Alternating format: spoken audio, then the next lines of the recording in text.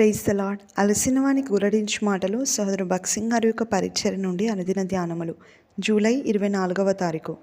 ఇశ్రాయేలీల దేవుడైన యెహోవా రెక్కల క్రింద సురక్షితంగా నుండినట్లు నీవు వచ్చితివి. ఆయన నీకు సంపూర్ణమైన బహుమానం ఇచ్చును. రూతు 2:12. ఇశ్రాయేలు దేవుని గురించి ఇంకనూ అధికంగా తెలుసుకునవలనని కోరికతోనే రూతు బెత్లెహేమునకు వచ్చినది. ఇశ్రాయేలు దేవుడు ఈ కోరికను ఎరిగినవాడే తన అత్యధికమైన కృపను బట్టి భక్తిగల ప్రజల సహవాసమునకు దేవుని యందు భయభక్తులు గల బోయేసు చెంతకు ఆమెను నడిపించెను. పనివాడు రూతును బోయేసును పరిచయం చేసిన విధమును చూడుము. ఈమె మోయాబు దేశం నుండి నయోమితో కూడా తిరిగి వచ్చిన మోయాబీయురాలైన యవ్వనురాలు. రూతు 2:6. రూతు బెత్లెహేమునకు వచ్చి చాలా తక్కువ కాలమే అయినది, కానీ ప్రజలు ప్రభు ఎడల ఆమెకు గల భక్తిని, ఆమెకు ఆత్మీయ విషయం ఎడల గల ఆసక్తిని తెలుసుకొనగలిగిరని ఆ పనివాని మాటలు తెలియజేయుచున్నవి. ప్రభు ఎడల ఆమెకు గల ప్రేమ, ఐక్యత, త్యాగము దేవుని ప్రజలు గ్రహించగలిగిరి. అందువల్లనే ఆమెలో గల ఆ గుణములను గూర్చి మాట్లాడసాగిరి.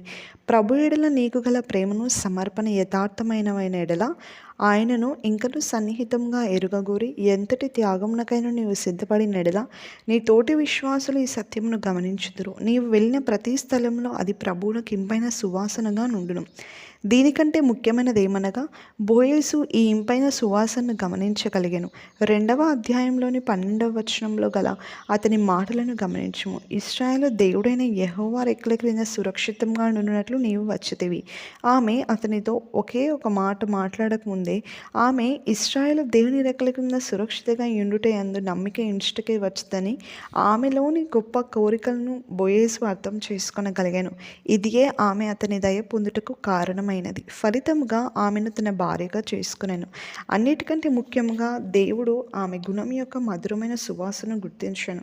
రూతు ఇశ్రాయేలు దేవుని గూర్చి అధికముగా తెలుసుకునవలనని ఇశ్రాయేలు దేశంనకు వచ్చాను. ఇశ్రాయేలు దేవుడు ఆమె ఉద్దేశం యొక్క యథార్థతను గురించి గమనించి ఆమెను ఆశీర్వదించాను. ఆమె ఎడల దేవుడు ఎంత ప్రేమను కనపరిచిననగా ఆమెను ఇశ్రాయేలు రాజైన దావీదుకు తాతమ్మగా చేశాను. ఆయన పరలోకపు ప్రణాళికను అనుసరించి ఆ వంశంలోనే తన కుమారుని ఈ లోకంలోనికి పంపెను. దేవుడు రూతును ఆశీర్వదించెను. ఆమెను ఆశీర్వదించడం వలన అనేకులు ఆమె ద్వారా ఆశీర్వదించబడిరి. ఆమె తన జీవితము ద్వారా మీరు నన్ను వెతికిన ఎడల పూర్ణ మనస్సుతో నన్ను గూర్చి విచారణ చేయని ఎడల మీరు నన్ను కనుగొందురు అని ఇర్మియా 29:13లోనున్న సత్యమును రుజువుపరిచినది. దేవుని గూర్చి అధికముగా తెలుసుకునవలనని నిజమైన కోరిక మనకున్న ఎడల, దేవుని వాక్యము కొరకు ఆకలి ఉన్న ఎడల దేవుడు మన కోరికను తీర్చుటకు సంపూర్ణమైన ఏర్పాటు చేసి మన ద్వారా అనేకులను ఆశీర్వదించును. రూతు గ్రంథము కరువుతో ఆరంభమై విజయోత్సవముతో సంతోషంతో ముగిసెను.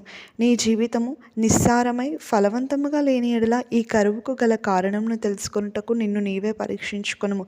బహుశా నీవు సహవాసమునకు దూరంగా ఉన్నావేమో, లేక ఈ లోక సంబంధమైన పనిపాట్లలో విరామము లేక ఉన్నావేమో, లేక ప్రార్థన సమయంను తక్కువగా చేస్తేవేమో పరీక్షించుకొనుము. నీ జీవితంలో నీవు కలిగి ఉన్న ఫలించని స్థితికి కారణం ఏదైనాను నీకు అదే స్థితిలో కొనసాగని అవసరం లేదు. నీవు నిజమైన పశ్చాత్తాపంతో ప్రభువు వైపు తిరిగిన ఎడల ప్రభువు నిన్ను క్షమించి నీ దుఃఖమును సంతోషంగా మార్చును. నీకన్నిటినీ నవ్వుగా మార్చును.